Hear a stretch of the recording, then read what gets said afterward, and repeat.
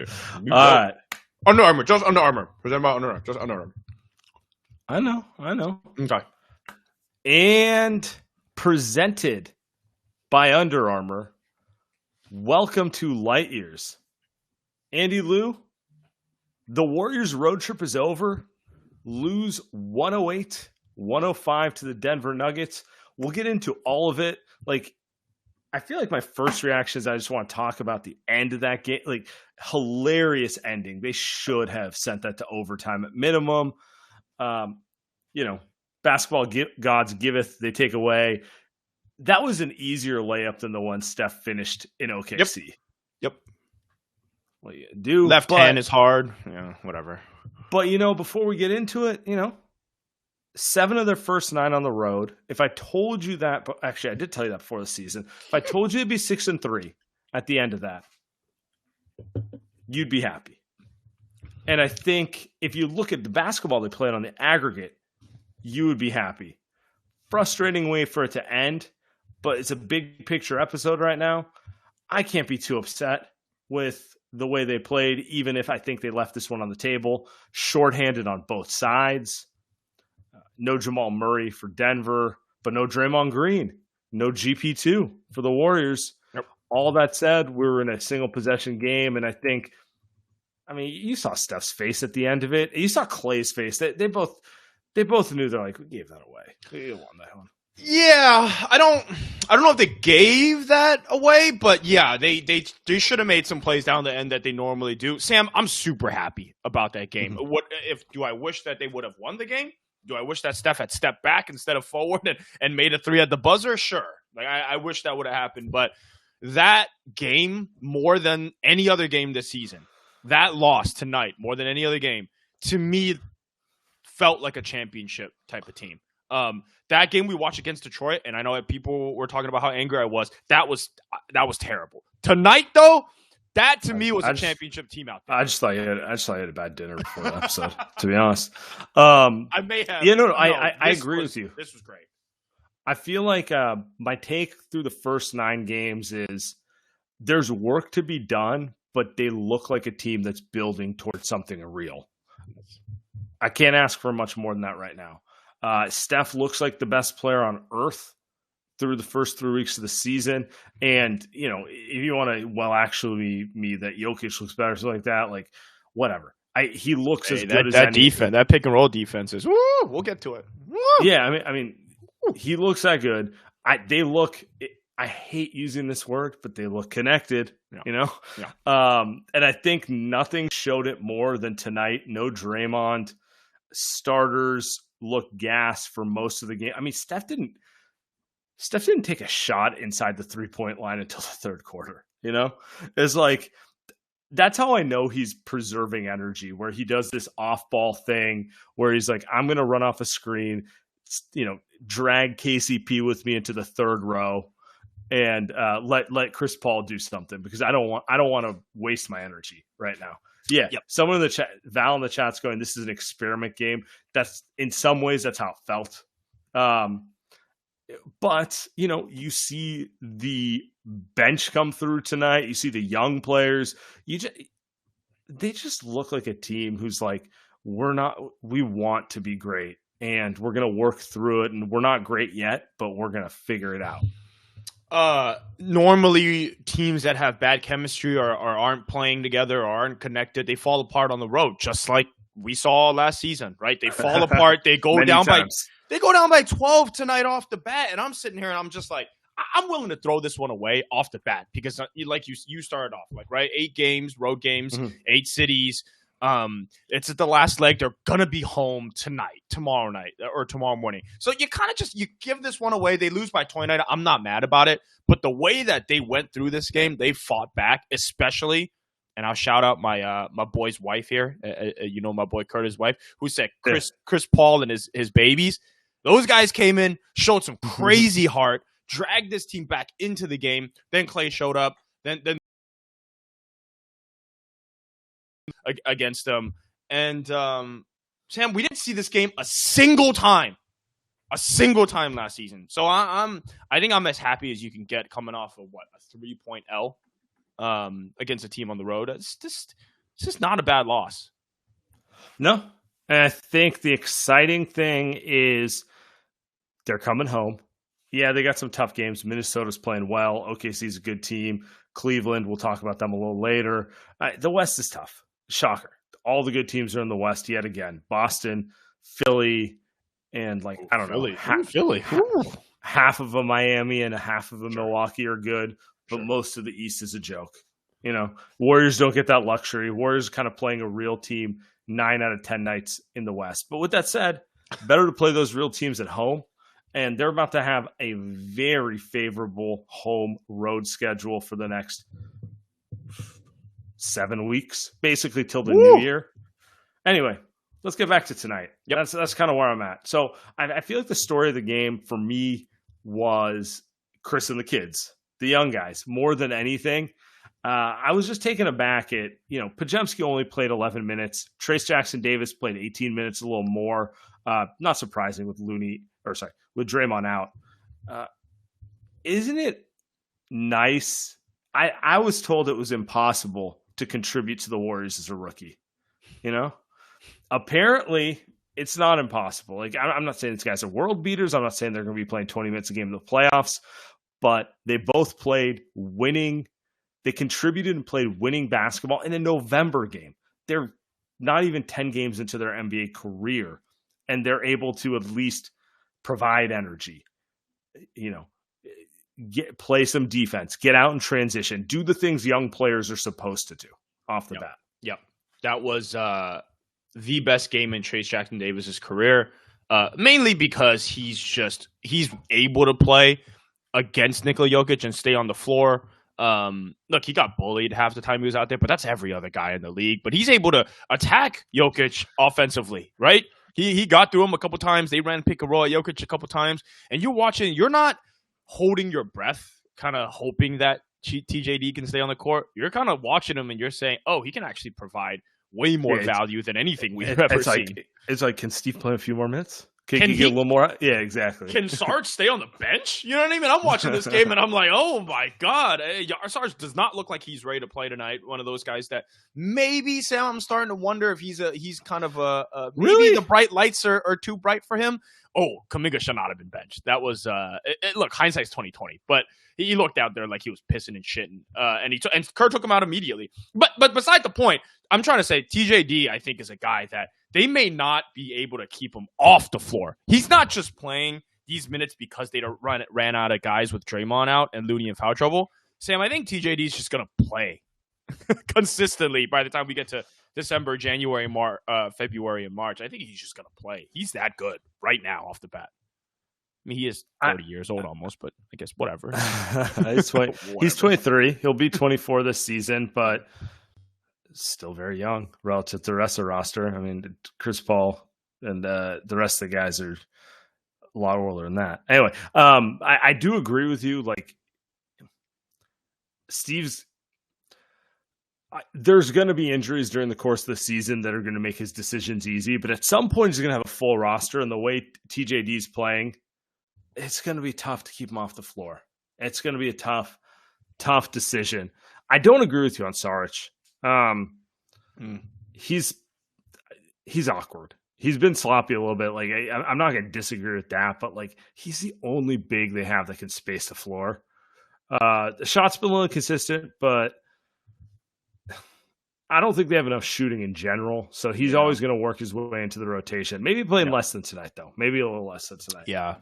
But I'm picking Nits there because I think that's you can just look back and it's not like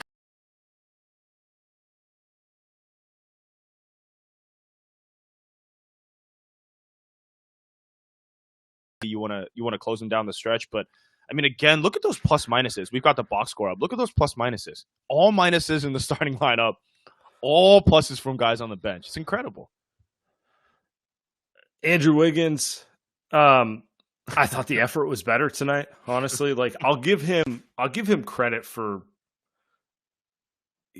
playing harder in the second half of tonight's game, but like, it's still not there. I don't know what else to say, It's still not there. He's still not able to hit a shot. He had that one dunk cutting baseline on the 4-on-3. But other than that, I mean, it's still like I don't know what you do with it. I think they're just going to keep riding with him because at some point he has to hit shots. He can't be a 15% 3-point shooter for eternity. If he is, that's a much bigger problem. But sure. I thought he played better. I thought he played a lot better tonight. Box score doesn't really show it. I mean, 4 for 13. I thought the second half particularly, yeah. Yeah.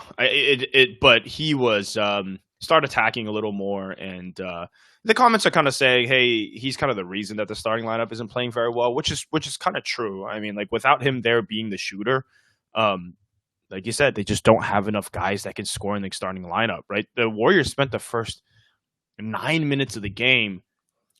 They were running offense through Looney and Clay because Steph just wanted to play off ball. Steph was doing his, I'm tired. I can't just get the ball to start the game right now. And they had nothing. Throw me the ball in the mid third or the fourth. I'm not doing it right now. He's like, I can't do it right now, which in retrospect, and I was annoyed when it started, but in retrospect, I realized like it is true. Like he can't just be running pick and roll the first 30 seconds of the game. That's kind of how you fall apart. And you saw the offense that was being run. Those are times where you kind of maybe you need CP3 in there faster. We'll get to Chris Paul at the crunch time. Don't worry, we'll get there. Maybe they're missing Draymond there, right? Draymond didn't play tonight. They need the traffic cop to kind of get the offense moving a little bit. The funniest thing is people love to call Draymond a traffic cop, and it's fair. But the dude is relentless energy, and sometimes his energy is most felt in nights like tonight, where it's like, oh, I don't know how that dude has it. I don't know what kind of supplements he's on, but he's bringing it in ways that other people don't. So yep. I agree. I'll do sleeper. Yeah, this week's Light Years podcast is brought to you by Sleeper Fantasy. Last night I actually shelled out some Andrew Wiggins plus over on rebounds and assists 5.5. Samuel, he ended up with 5 rebounds and 0 assists. So it did not work out for me, but if you are an expert, it should work out for you. So the NBA season is here, which means you now have a chance to 100x your cash on daily fantasy basketball. Basketball has never been more exciting than it is now with players like Nikola Jokic, Steph Curry, LeBron, KD. Pick more or less on stats for these stars like points, rebounds, three-pointers, steals, double-doubles, and more for up to 100x payout on Sleeper. You look at the screen here. Get your picks right, and you could win big. And here's the thing. Use promo code LIGHTYEARS, and you'll get up to $100 match on your first deposit. Terms and conditions apply. See Sleeper's terms of use for details. Currently operational in over 25 states. Check out Sleeper today. I can't believe you bet the over on Wiggins. I just, I'm kind of speaking it into existence. And by the way, I did use the code, did 2x, so I got more money to play with. I'm trying to speak his breakout into existence. I think it's coming, Sam. I think this homestand is going to be good for Wiggs. You called that he's going to play Minnesota a couple times coming up. Jaden McDaniels and Anthony Edwards, better watch out. Best defense in the NBA. Wiggins is coming, baby. I'm going to go bet on that one, actually. I'm wait for it. I'm more cynical man than you. That's where I'm at. I'm much more. My money's all going to Cam Thomas.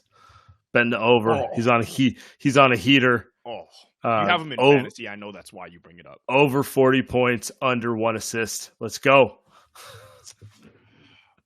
You know how I feel about Cam Thomas type of players. I know. Not your cup of tea. But anyway, man. Let's have the Warriors closing lineup real quick. I don't want to spend too much on it, but it was a lot of Chris Paul pounding the rock.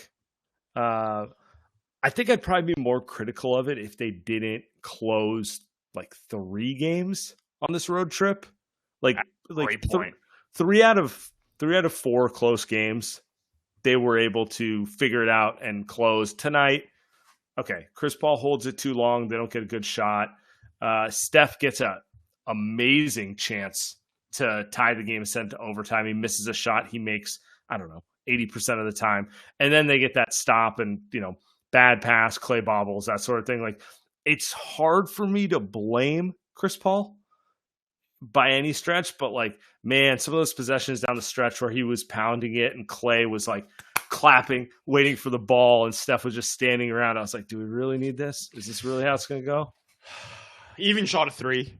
above the break three tonight. But he's another guy who, hey man, shoot your way out of it a little bit. I thought Chris Paul played pretty well tonight. I'm not gonna lie. I thought he was really good. He even had a couple steals defensively. Thought he made a couple big shots, got to his mid-range shot, got guys involved, especially TJD. But this was what I was scared of going into to this season was, hey man, are we gonna have to watch Steph run around and Chris Paul just be the guy that handles it and makes decisions at the end of games? And we got that tonight. You did. Now my angst is less angsty because you make a good point. I mean, like they've won multiple games with that type of lineup, right? End of the day, it is on Steph. Like, hey, you've got to go get the ball, though, right? The last 3 minutes there, you can blame Steve Kerr or Chris Paul all you want. Steph, if you get the ball, nobody's mad at you.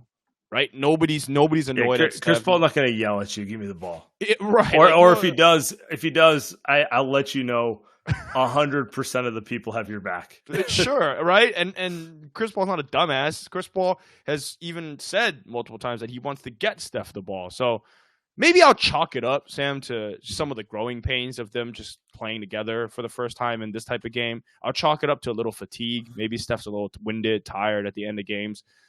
Maybe that doesn't happen if they're not playing 25 road games in a row. So I think I was annoyed for sure.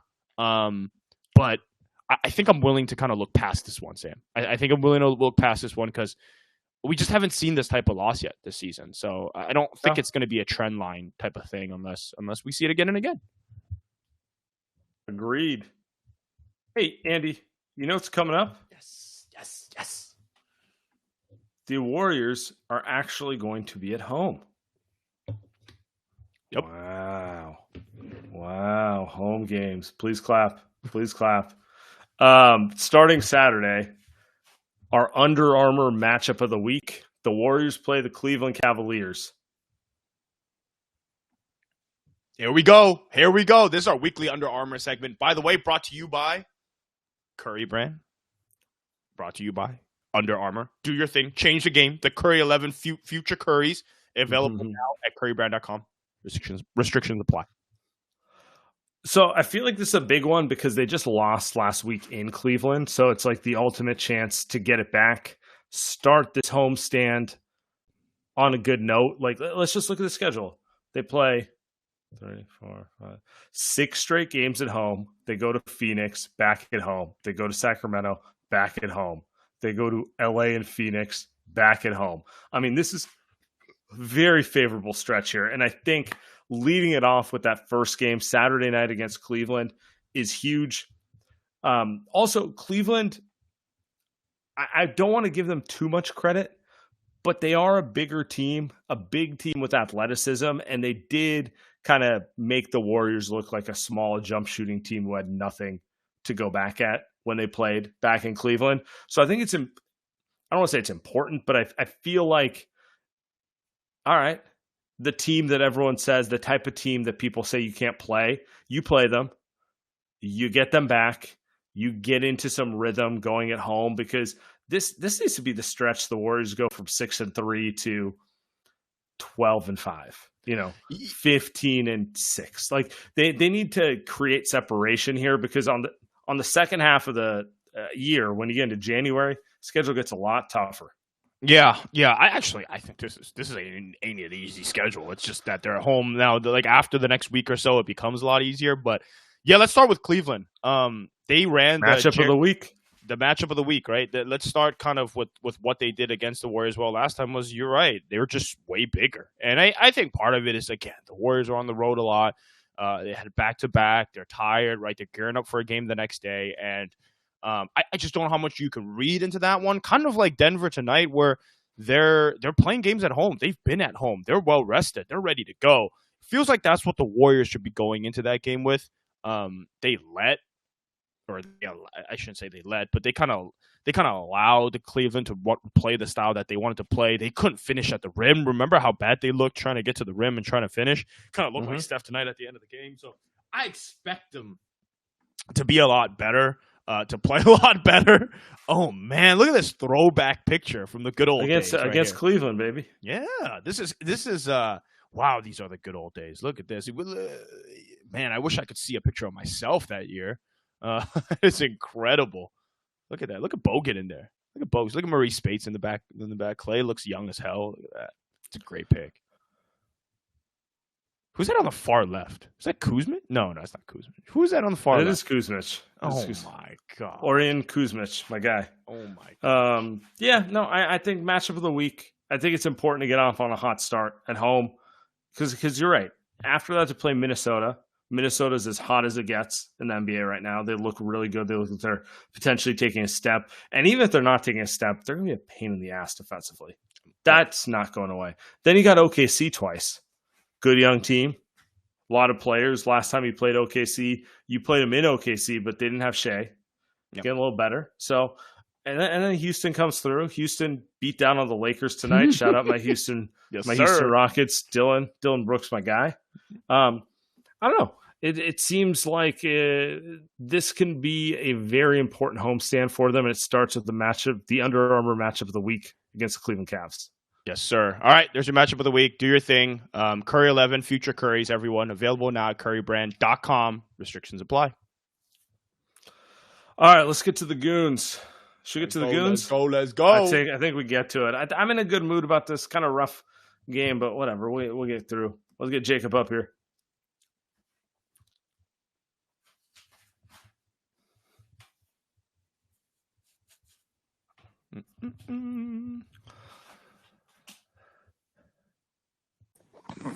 Yo. All right. What's up,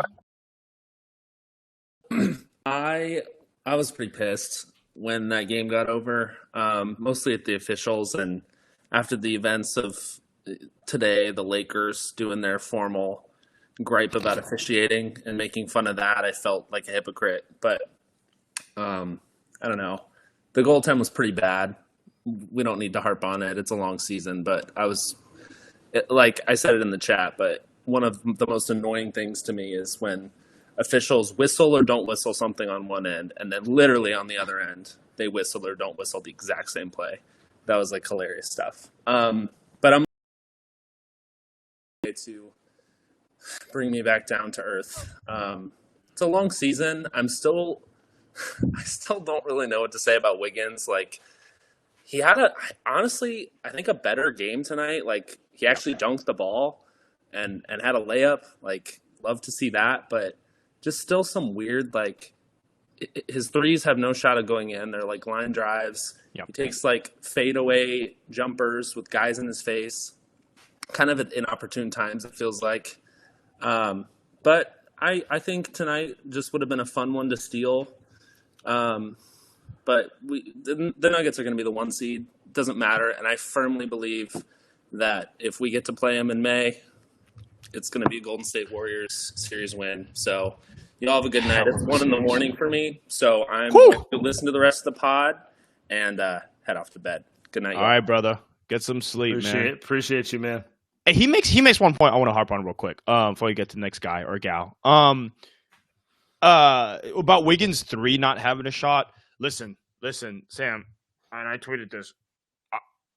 I need a ban on Wiggins and Kuminga. I don't need to see any more threes. I don't want to see it. I don't want to hear it. I don't want to talk about it anymore. And that's what Kuminga did in the second half. Just went straight to the rim, or he shot a mid-range jump shot. Open 3, pass it, or dribble in and take a 12-footer. Don't want to see it. Until you're in rhythm to shoot, I don't want to see a 3. Those guys are way too athletic, and they're way too bad shooting right now for that to happen. So I just need them to go up with confidence. I kind of disagree with you. What I don't need is a hesitation shot. If you're going to hesitate, just go. Like, if you're not shooting it immediately off the catch, go. And that's what Wiggins and Kuminga are doing right now. They're doing the too much thinking. And the minute you catch it and think, that's where I'm like, you're not going to make this. There's no chance on earth. I've seen Wiggins hit threes. Wiggins hits threes when he catches and goes up, Not when he catches, like, I got to take this, like that sort of thing. So that's my 2 cents on it. But you could be right. Like, until you feel comfortable doing that, just fucking attack the rim a little more. Yeah, and then, feel yourself. Yeah. Anyway, let's keep moving. I'm bullish on these guys in the homestand, though. Bullish. These two guys. They need those two guys. All right. Oh, we got a new caller. Wildcat, what's up? Maybe not a new caller. New caller. Wildcat. If you're talking, you're on mute. All right. Never mind. Try again. Tanish, what's up? Tanish. He can't enable mic. You just click the mic button. You've done it in the past. I love this. Dudes are just like putting the fire and the snow for him at the same time. I'm gonna give him a snow, but I'm gonna give him a fire too. I'm gonna counteract it. So great. Still muted. All right. Well, let's keep it moving. He said let's keep it moving. Okay, 0 for 2. 1 for 3. 1 for 3. 333 batting average. Not bad. It's miserable, but okay. That's me. Hey, I watch my Giants. Okay, I know what bad batting average is. Oh, am I clear? Jeez. Debatable, Gio. Okay. Okay, let's try again. No, we're not. No. I love you, brother, but you sound like Darth Vader. Oh. Are you underwater? Okay, no, I think it's a fan on. Hold on, let me. There you go. Wait. You're good.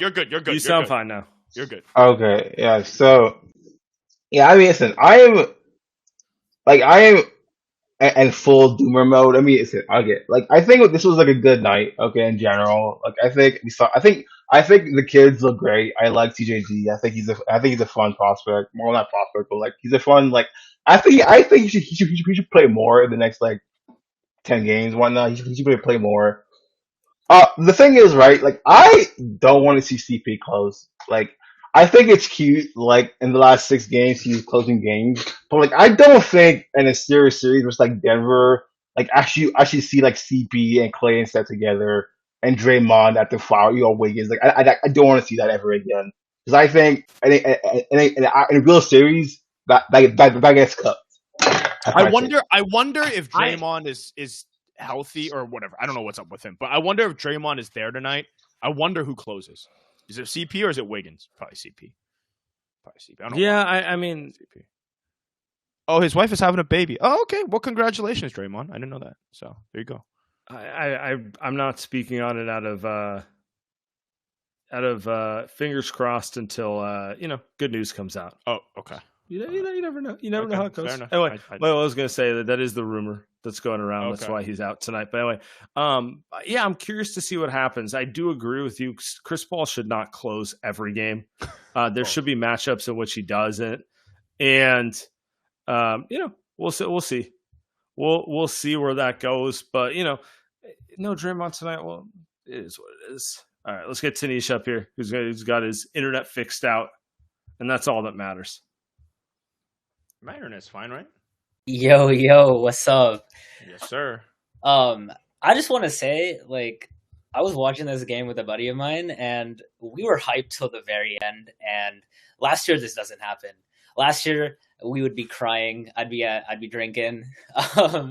And right now, I'm happy. I think that was a good game. I agree with you guys. Like, I think Wiggins is he looks like Kuminga from last year.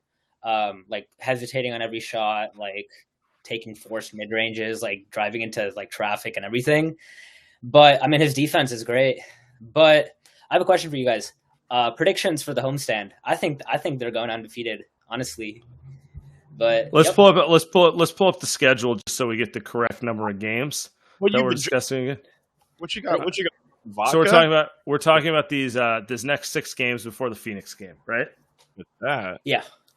I think we go undefeated.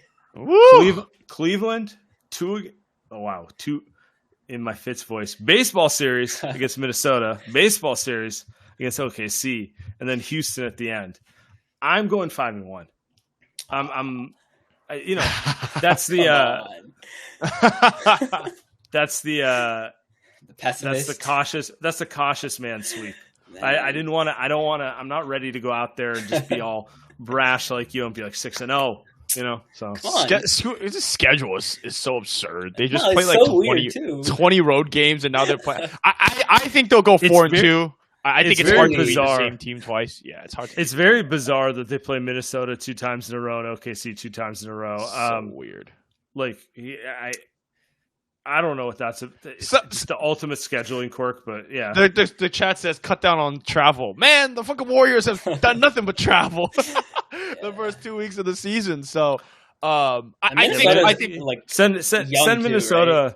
Send Minnesota to Denver and back. You know, get something there. Yes, for real. maybe a trip to Arizona and back, something like that. It's beating a team twice back to back is really difficult. Just beating Minnesota, especially when it's good teams. Minnesota and OKC are the 2 breakout teams so far this season. So it's hard. I think 4-2 would be nice. I think starting off by getting some revenge on Cleveland would be nice. 6-0, we're talking about. I mean, 6-0, we're popping some bottles. Hey, I'm hopping on the pod. I'm hopping on. Yeah, let's do it. We get okay, Dinesh. I am saying if they win the 2 games against Minnesota back to back, you're hopping on the pod, and you can name the liquor. We'll all drink it with you. Andy and I have full bars at the house. Yeah, assuming assuming it's not obscure, we can probably find it and match you. So we'll be good to go. All right, bet. All right, so the 2 games against Minnesota and Cleveland. Let's go. Yeah, if they start 3-0, we're down. We're gonna be celebrating Tuesday night. I love it. Yes, right, let's go. All right, see ya. Appreciate you. The Goons, man. The freaking light years Goons. I haven't drank in a couple weeks, you believe that? I've been kind of keeping it. I'm proud of you. Yeah, thank you. Proud of myself. It must be because we're drinking some AG1. Oh, let's go. That's actually why I feel great. You know what I mean? When I first started drinking AG1 daily, which is probably about a month ago now, Sam. Been waking up feeling way more energized. I haven't had the need to really pump myself full of caffeine all day long, right? I'm just feeling super ready to go right off the bat at 8 a.m., which is an early morning for me because I'm drinking AG1. That's because it's a foundational nutrition supplement that supports your body's universal needs like gut optimization, stress management, and immune support. Since 2010, AG1 has led the future of foundational nutrition, continuously refining their formula to create a better, smarter way to elevate your baseline health. AG1 is the supplement I trust to provide the support my body needs daily. If you want to take ownership of your health, it starts with AG1. Try AG1 and get a free 1-year supply of vitamin D3, K2, and 5 free AG1 travel packs with your first purchase. Go to drinkag1.com/lightyears. That's drinkag1.com/lightyears. Check it out. Nice. Let's get to Will. That segue was caught me by a little by surprise, but I was like, oh. Hey, yo, what's up, guys? What's up, Will? What's up, Will? How you doing? I'm good, man. Kind of annoyed by the loss, but it is what it is. I feel pretty optimistic, though, because, first of all, I think we have one of the best. I think as the season progresses, it's just looking like we're going to have a bench that's going to be better than like 90% of the league's benches, for sure. And I wanted to ask you guys, because Moody tonight, he had 10 points, 3 rebounds, a steal. I think he was a +6, I think. And he only played 13 minutes.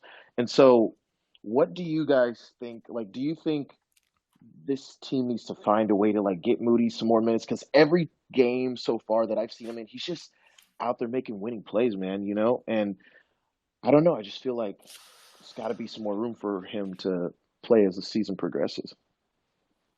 That's a great call, and I kind of agree with you. I was a little surprised when I looked at the box score and only saw 14 minutes for him. I thought he played a little more, but it's been kind of a consistent theme all year where I'm like, Moody's playing really well, and the minutes aren't quite there. I guess the real question is, where are they coming from? And maybe to Andy's point, maybe it is Saric, but like, that's just going smaller.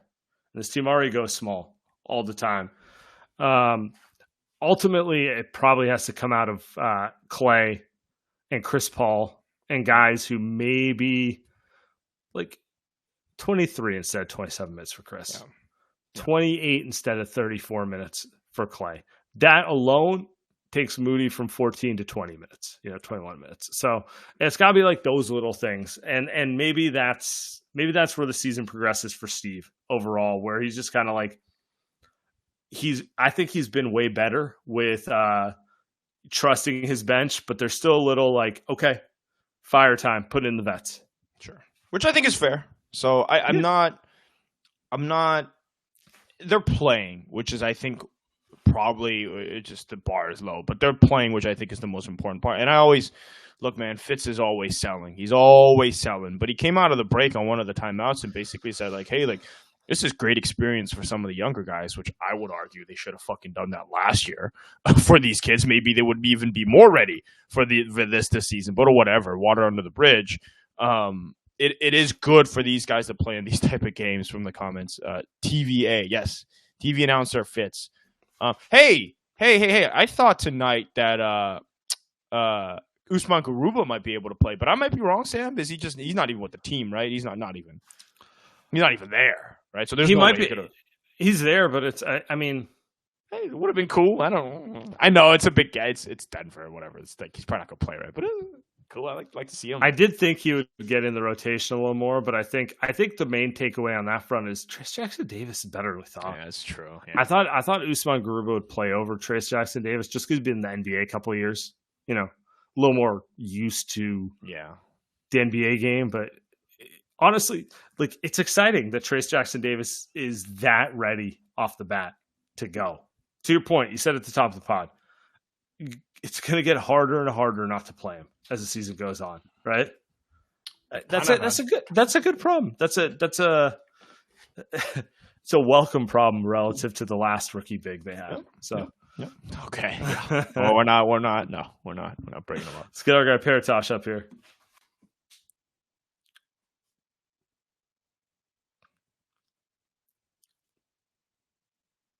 Hey guys, can you hear me? We can hear you. What's up, brother? Awesome. Yeah, I'm done now after my usual Steve Kerr and Steve Kerr thing. So feeling good about the loss actually now that I think about it. Expect this thing. I thought since Draymond was in his looks like at least the. Can you hear me now? Yeah, we can hear you better. Okay, yeah. Yeah, I was just saying that I thought it would be a blowout because Draymond was out and it's the regular season. And I remember the blowouts from 2 years ago when they did not take the games against Denver seriously. So it's a good showing and I like what I saw. I just had a couple of questions. The first being, do you guys think Denver's defense got overrated over last year because they didn't face any perimeter oriented offenses? Like, I think they're good in the center or like in the paint, but outside of that, I don't think they're as good defensively as people said they had become last year. Like, for example, the defense of Michael Porter Jr. and I guess Reggie Jackson and KCP do provide some good defensive perimeter. People, they can shut good perimeter offenses down in the playoffs. And based on that, you're breaking up. Denver. You're breaking up, but we'll talk Denver's defense. Yeah, well, I think so we got the gist of the question. I think it's a good call out. I think Jokic is phenomenal. I think he's one of the best players I've ever seen. They did not face a single team that could exploit their defensive weaknesses in the playoffs. And I'm not saying that, okay, the Warriors can spread them out. That means the Warriors automatically win. I'm just saying no one on the Lakers can shoot the ball. No one on Miami can shoot the ball. No one on Minnesota can shoot the ball. They had a path of teams who were not set up to poke holes in their weaknesses. And that's why I get annoyed when people are like, Jokic is the best player since LeBron. Bro. Nobody says that. Come on. Let's see you go against teams who figure out how to attack you and see if you can still win. See if you can still figure it out. That sort of thing. I don't know. It's anyway, whatever. No, you were right, and you've been calling this out since the preseason. The Warriors, Denver's going to be a hard matchup for the Warriors, but the Warriors might be a really hard matchup for Denver specifically. They got a guy that when the shit hits the fan, and every playoff series, it's going to happen in starting game one, that pick and roll tonight, that was disgusting what they were doing with Jokic. And they didn't do it enough because it's the Warriors and it's Steve Kerr, and they're not going to do it enough ever for my liking. But Samuel, they're going to run that baby into the ground in a playoff series. And I was watching Kevon Looney look like prime Draymond Green in the middle of the floor, dropping dimes to Kuminga and Wiggins. There's no way they can guard. Now, they were trying to combat it a little bit by stationing Jokic in the paint, and then they were switching that bottom screen, right, just so Jokic couldn't move and get picked off. But if they try hard enough, the Warriors are going to be able to pick on him defensively, especially because he's the center and he's just going to be in the middle of all the action. It's going to be tough, and it's just going to depend, I think, and we're getting way ahead of ourselves. It is going to depend probably on if Wiggins can make a fucking three or not, right? Like, he's the guy that the Nuggets, if they really, really want to just leave someone open, they're going to leave him open. Can he make a shot? But again, I mean, that's 6 months from now. But I think that's a unique thing that the Warriors can do that nobody in the Western Conference can do. Yeah. Right? Nobody. Yeah. So we'll see. I mean, it's all matchups. So somebody's like, they're seventh in defensive rating. Dude, that shit doesn't fucking matter. Not right now. It doesn't matter. Congratulations, you could shut down Fred VanVleet.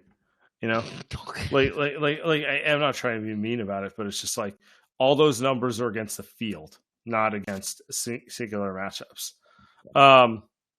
One last caller, and then we get out of here. Get Santi up here.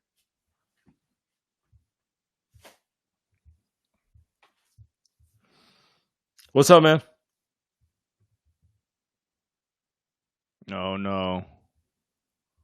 Oh no, we striking out? No. We're good. I can see it. He's coming. Can you hear me? Yes. Yeah.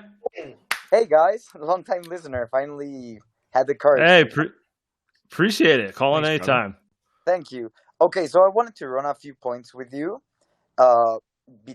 for this team this year. The difference between this year's losses and last year's are night and day. You can see just by the 3-point percentage in the road, mind you, it's like bottom of the league for the other teams because the Warriors are just giving more effort than they did last year. Also, I think Clay looks pretty good as a defensive four.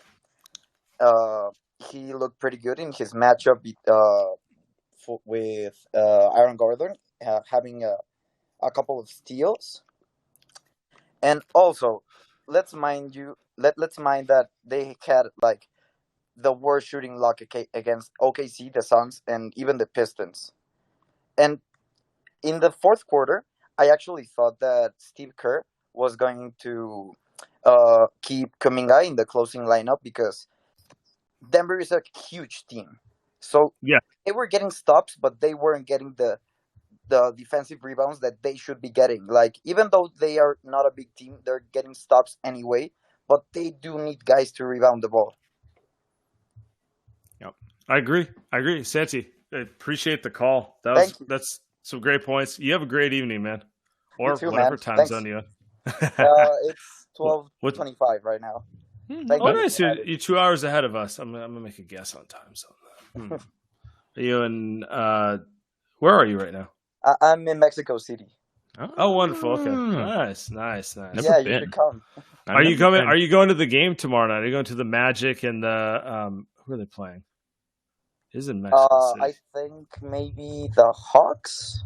I'm not sure. Might be, yeah. Wow, Sam, you knew that off the bat. You knew they were playing in Mexico City tomorrow night? Yeah. It's Magic Hawks. Wow. I got into it's an irrelevant argument. I got into someone where I was like, why are they playing at 6:30? And then I realized, okay, it's 8:30 in Mexico City. Anyway. That is well done. Nice. Pleasure, sir. Pleasure. Have a great evening.